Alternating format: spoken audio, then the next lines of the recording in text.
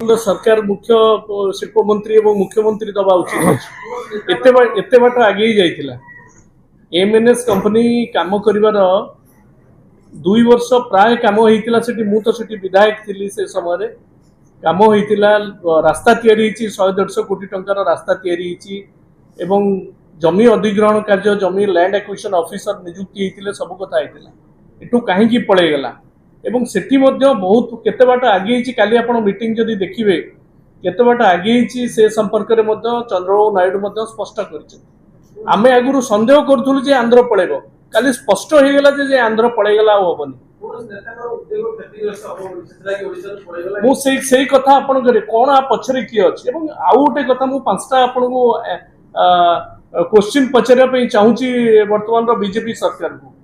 आपण जो प्रश्न करूचंती कोन पे कहार क्षति हैला कहा पाई या पछरे कोन षडयंत्र अछि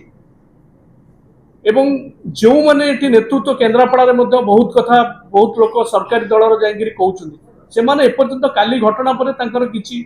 पाटरू किछि वचन कहार बाहरुनी जे कोन पे ये चली गला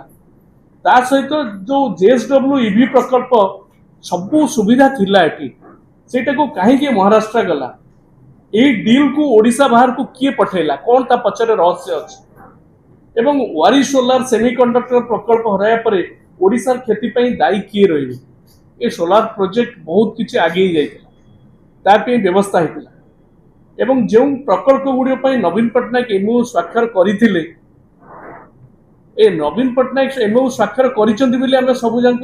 प्रकल्प को बाहर को जीवा पई व्यवस्था करि देवा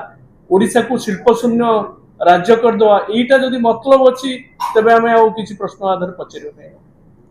किंतु ओडिसार युवक मानक सहित एवं जो माने नियुक्ति रो सुजोग पे आशा करथले सेमानक पे विश्वासघातकता करा जाइछि एवं चौद्वारवासी चौद्वार जनसाधारण समस्त अनैथिले वेलस्पन एटी टेक्सटाइल मिल करिवो बहुत दिन परे